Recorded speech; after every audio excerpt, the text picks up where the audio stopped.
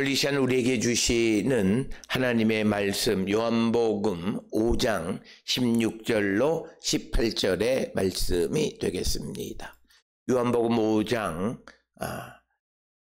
16절로부터 18절에 있는 말씀 이제 한 목소리로 합독하시겠습니다.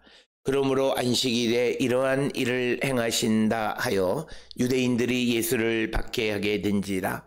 예수께서 그들에게 이르시되 내 아버지께서 이제까지 일하시니 나도 일한다 하시매 유대인들이 이로 말미암아 더욱 예수를 죽이고자 하니 이는 안식일을 범할 뿐만 아니라 하나님을 자기의 친아버지라 하여 자기를 하나님과 동등으로 삼으심이라. 아멘. 오늘 주시는 요한복음 5장 16절로부터 19절에 있는 말씀은 이제 예수님께서 베데스다 연못 근처에서 행각에서 38년 된 병자를 고치신 사건이 있습니다. 그것이 우리가 잘 아는 5장 1절로부터 15절까지의 사건입니다.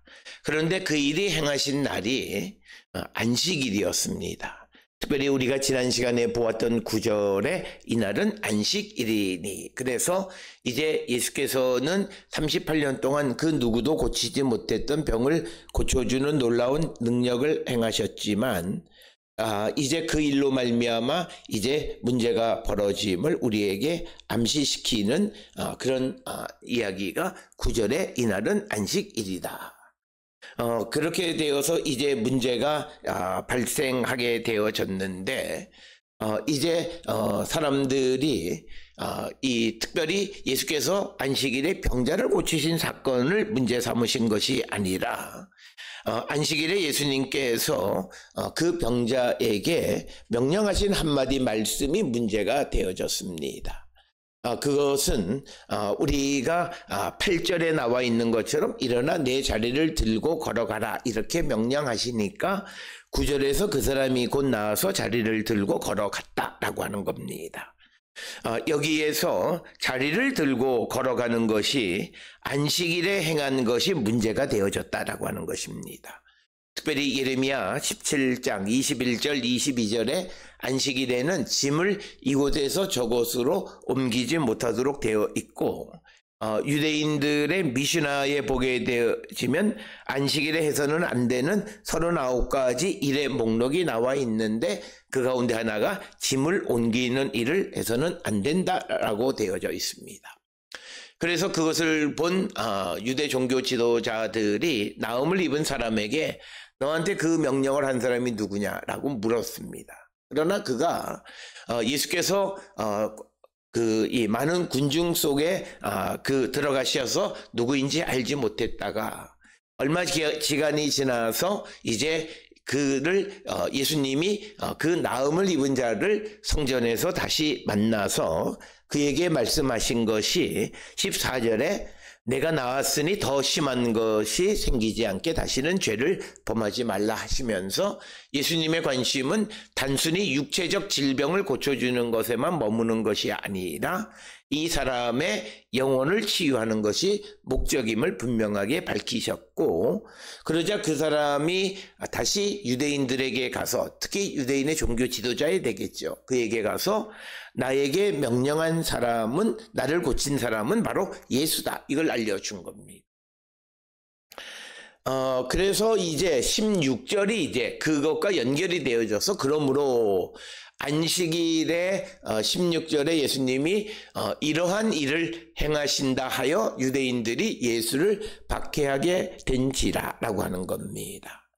특별히 오늘 주시는 이 본문의 말씀에서 우리가 이러한 일을 행했다라고 하는 이러한 일이 무엇이냐라고 하는 것은 아마도 예수님께서 오늘 주시는 이 요한복음 5장에서 이 병자를 고치신 이 일을 넘어선 여러 가지 일들, 그래서 예수님께서 단지 이 병자 한 사람을 고치고 그에게 자리를 들고 가라라고 명령한 그 일 하나만을 말하는 것이 아니라 그것을 넘어서는 어떤 모든 예수님의 알려진 안식일에 병자를 고치신 일들, 이런 일을 행하신다라고 하는 겁니다. 특별히 오늘 주시는 본문의 말씀에서 이런 일을 행하신다라고 하는 행하신다라고 하는 것은 이것은 습관적인 행동을 나타내는 표현입니다. 그러니까 예수님이 안식일에도 안식일을 개의치 않고 그날 병자를 고치거나 하는 일들을 게을리하지 않으셨다라고 하는 것입니다. 그래서 예수께서 안식일을 범했다라고 유대인들은 생각해서 유대인들이 예수를 박해하게 되었다라고 하는 겁니다. 특별히 오늘 주시는 본문의 말씀에서 유대인들이 예수님을 박해한 것은 단순한 불만을 넘어서서 의도적으로 예수님이 하시는 활동을 반대하는 것을 말합니다. 그래서 오늘 주시는 이 본문의 말씀, 안식일에 예수님께서 이제 병자를 고치시는 그 일에 대한 설명이 17절, 18절에 기록이 되어져 있는데, 예수님의 오늘 주시는 16절로부터 18절을 통해서 예수님이 어디에 초점을 맞추고 사역하시고 일하셨는가라고 하는 것을 우리에게 가르쳐 주면서 오늘날 제도화된 종교들이 갖는 그런 문제점을 바로 이 점에서 살펴볼 수 있습니다. 그래서 예수님이 관심을 가지시는 것은 어떤 사람들에게 사랑과 은혜를 베푸시는 데 관심을 갖습니다. 그런데 이것이 제도화되어졌다라고 하는 것은, 이게 습관화되어졌다라고 하는 것은 이제는 그 체제 유지에 급급한 겁니다. 그러니까 오늘 주시는 이 본문의 말씀에서도 예수님은 하나님의 사랑과 은혜를 베푸는 일에 있어서 그날이 어떤 날이냐에 제약을 받지 않으시고 그 일을 행하시는데, 유대인들은 이제는 자기들의 종교를 유지하는 데 초점을 맞추고 있기 때문에 그런 예수님을 이해하거나 용납할 수가 없었다라고 하는 겁니다. 그렇기 때문에 예수님의 관심이 어떤 사람들에게 하나님의 사랑과 은혜를 구현하는 것이기 때문에 경우에 따라서는 인간의 전통이나 심지어는 율법까지도 넘어서는 경우를 우리는 왕왕 보게 되어져 있습니다. 그래서 오늘도 우리가 세상을 살아가는데 신앙인들에게 큰 것은 하나님의 뜻과 인간의 제도 사이에 어떤 갈등, 이것을 어떻게 조화롭게 살아가느냐, 이것이 오늘날 신앙생활하는 신앙인들의 가장 큰 고민입니다. 우리가 세상을 살아가면서 세상의 법을 무조건 다 무시하고 살아갈 수는 없습니다. 그렇다고 해서 또 하나님의 뜻이 있는데 하나님의 뜻을 또 무시하고도 살아갈 수 없습니다. 여기에서 우리가 무게의 중심은 하나님의 뜻에 두고 살아가는 것이 성도이지만, 그러나 우리가 다른 사람들이 시험에 빠지지 않게 하기 위해서 적절한 조화가 필요하다는 거예요.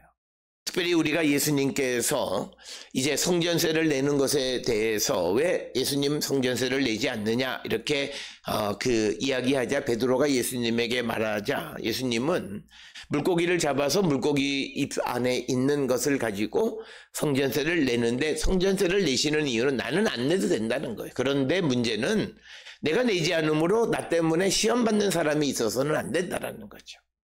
자, 그래서 오늘 우리가 고민해야 되는 것 중에 굉장히 중요한 것은 하나님의 뜻과 우리가 하나님의 뜻으로 세상을 살아가게 됨으로 말미암아 다른 사람, 특히 예수를 모르는 사람들이 받는 마음의 갈등과 시험을 어떻게 최소화할 수 있겠는가라고 하는 고민은 우리가 끊임없이 해야 됩니다. 그래서 우리가 그것의 그 조화를 맞춘다는 것이 하나님의 뜻을 포기하거나 하나님이 금하신 일을 행한다거나 그런 것이 아니라, 그런 일을 행하는 사람들에 대한 우리의 태도의 변화가 있어야 된다라고 하는 것. 그것을 우리에게 가르쳐주는 그런 말씀이 되겠습니다. 그래서 예수님께서는 이제 선한 일을 하고 안식일에 병자를 고쳐주었다 해서 이제 사람들로부터 박해를 받으셨다라고 하는 겁니다. 따라서 오늘 주시는 본문의 말씀에서 우리가 세상을 살아가면서 내가 예수를 믿는다는 이유로 나도 모르는 사이에 크고 작은 내가 불이익을 당할 수도 있다라고 하는 거예요. 그것을 두려워해서는 우리가 온전한 그리스도인의 삶을 살기는 어렵다라고 하는 것입니다. 그러면서 오늘 주시는 17절에서 예수님께서 대답하실 때 예수께서 그들에게 이르시되 내 아버지께서 이제까지 일하시니 나도 일한다 하시매 18절에 유대인들이 이로 말미암아 더욱 예수를 죽이고자 하니 이는 안식일을 범할 뿐만 아니라 하나님을 자기의 아버지라 하여 자기를 하나님과 동등으로 삼으심이러라. 자, 그래서 오늘 주시는 17절에서 예수께서 내 아버지께서 이제까지 일하시니 나도 일한다 이렇게 대답했습니다. 즉 이 말은 하나님께서 이 안식일에도 활동하신다 이렇게 언급합니다. 그래 이 말은 하나님이 세상을 창조하신 후 섭리의 일을 어느 때든지 제한 없이 쉼 없이 지속하신다라고 하는 겁니다. 그래서 유대인들은 하나님은 생명을 유지하고 구원하시는 일은 안식일에도 지속한다라고 하는 그런 믿음이 있어요. 그래서 오늘 주시는 본문의 말씀에서도 혹자들이 또 성경의 다른 복음서에서는 그 환자를 고치는 것에 대해서 시비를 삼지만 그러나 유대인들의 믿음 안에서는 하나님께서는 안식일에도 생명을 유지하고 구원하는 일은 지속하신다 이렇게 믿고 있었다라고 하는 것입니다. 그래서 하나님이 일하시기 때문에 17절에서 예수님은 나도 일한다 이렇게 대답하십니다. 그래서 오늘 주시는 내 아버지께서 이제까지 일하시니 나도 일한다라고 하는 것은 하나님께서 피조물에 대한 보호 이것을 멈출 수 없고 우리가 안식일이라 해도 주일이라 해도 하나님이 우리를 보호하고 지키시고 하는 모든 일은 쉼없이 하신다라고 하는 거예요.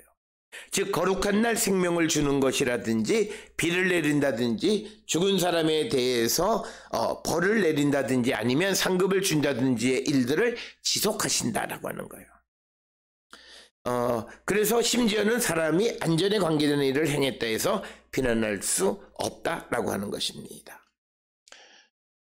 그렇기 때문에 우리가 가끔 어떤 그 이단 종파에 속해 있는 사람들이 나는 안식일에 일할 수 없다 해서 사람의 생명을 구원하는 일을 하지 않는 것이 마치 내가 하나님의 말씀을 지키는 것처럼 생각하는데 그것이 아니다는 거예요. 사람의 생명을 구하는 일에는 안식일에 그 일을 했다 해서 그를 비난할 수 없다라고 하는 것이 오늘날 유대인들이 가지고 있는 생각이기도 합니다. 그것이 유대 신학의 중요한 안식일에 관한 생각이에요. 그래서 오늘 주시는 요한복음에서도 예수님이 환자를 고쳤다라는 이유로는 이런 방구 한마디도 비난할 수가 없습니다. 그것은 그들이 믿는 그런 믿음과 같은 그런 행위를 하신 것이기 때문에. 그런데 문제는 그 사람에게 자리를 들고 가라라고 명령하셨다라고 하는 것을 이유로 삼습니다. 그래서 오늘 주시는 17절은 예수님의 말씀은 안식일에 일하시는 하나님의 특권을 나도 한다, 나도 나눈다 라고 말함으로써 그 유대인들의 박해에 대한 예수님의 대답입니다. 그래서 예수님은 자신이 하시는 일과 하나님이 하시는 일을 동일시하고 자신의 권위를 하나님의 권위에 근거하고 있다 이렇게 설명하는 거예요. 내 권위는 하나님의 권위에 근거를 하고 있다 이렇게 설명을 합니다. 그러니까 지금 이 설명을 들은 유대인들은 이제 18절에 반응이 나타나는 것처럼 단지 안식일에 그 사람에게 자리를 들고 걸어가라고 했던 것보다 더 큰 그런 것이 예수께서 하나님을 자기 아버지라고 표현하신 겁니다.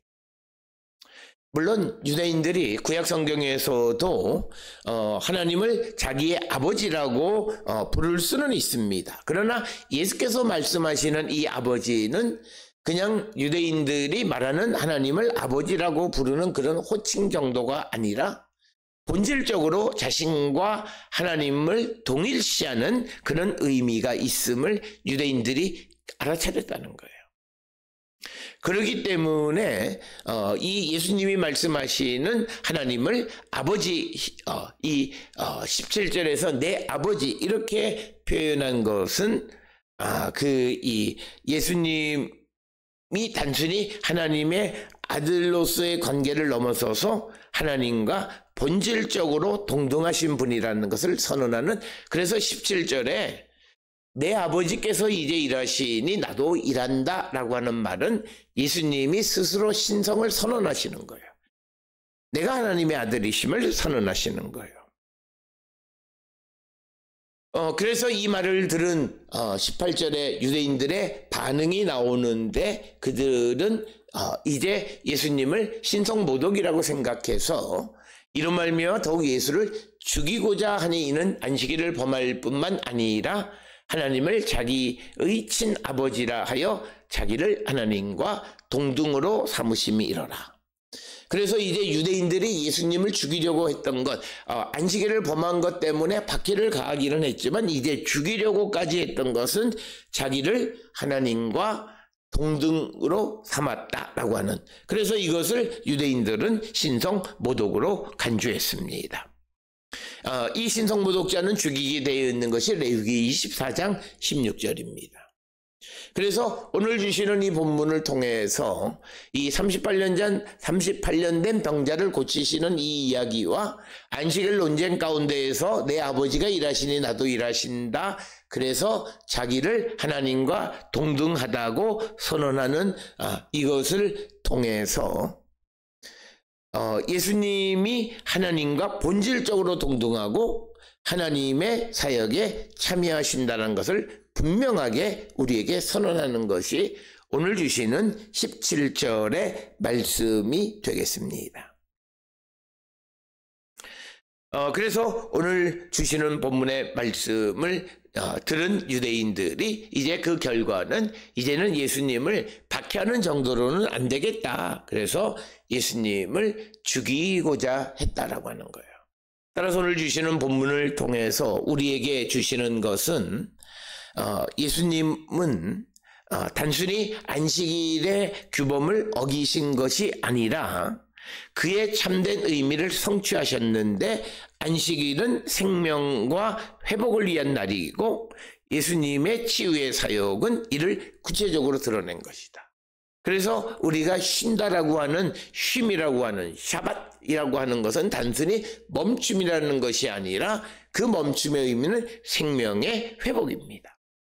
따라서 오늘 살아가는 현대인들이 힘들고 그리고 지치고 만성피로에 찌들어 살아가는 이유 중 하나는 우리가 쉼을 통해서 생명의 회복을 꾀하지 않기 때문입니다. 그러니까 우리는 육신을 즐기고 막 활동해요. 그런데 생명의 회복은 나와 예수 그리스도 사이에 끈끈한 관계를 다시 한번 확인하는 것, 그게 우리의 생명의 회복의 출발. 왜? 우리의 생명은 주께로부터 왔기 때문이에요.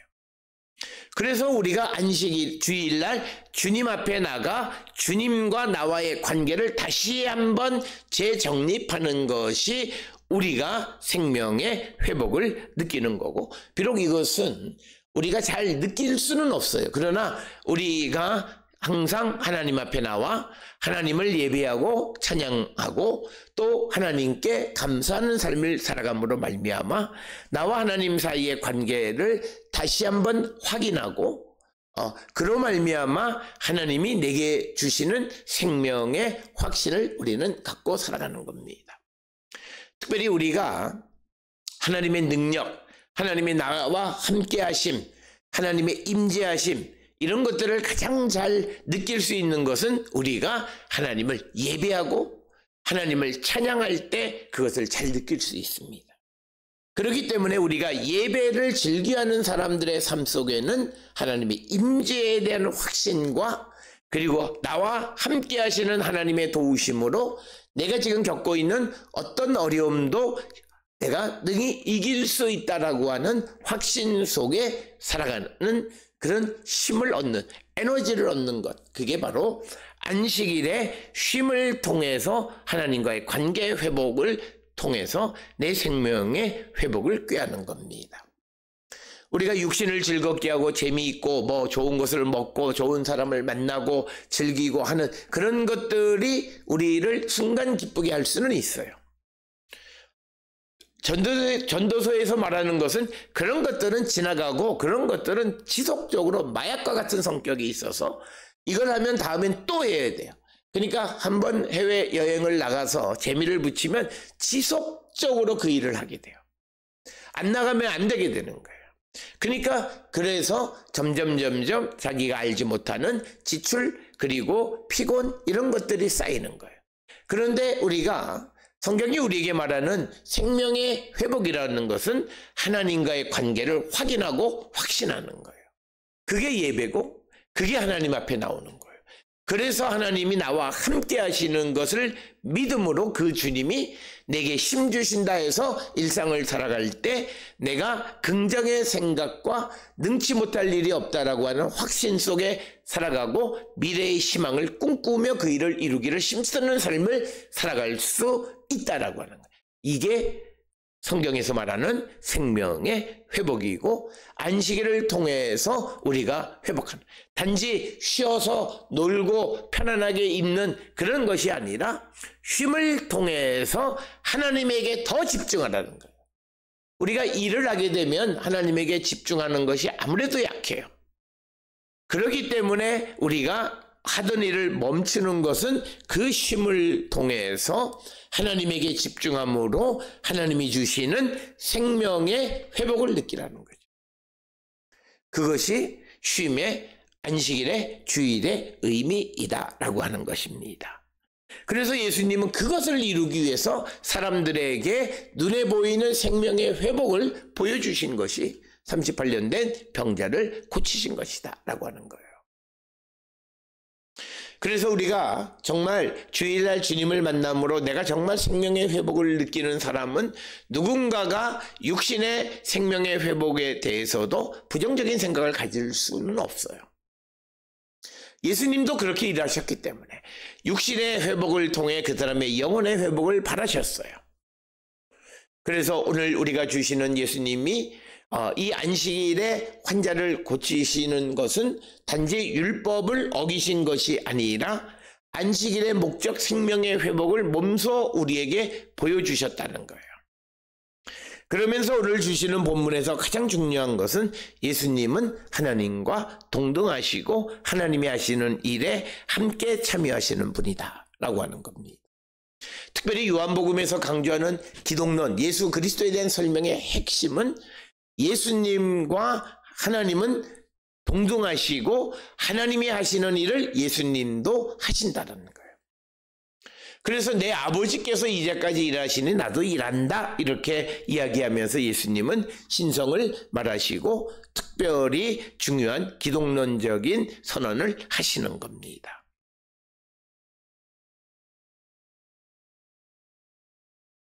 그래서 우리가 예수께서 하나님이 하시는 일을 하나님이 하시는 일에 참여하시는 것처럼 우리가 주님의 부름을 받은 우리는 예수께서 하시는 일에 참여한 그 패러다임을 우리가 유지하는 거예요.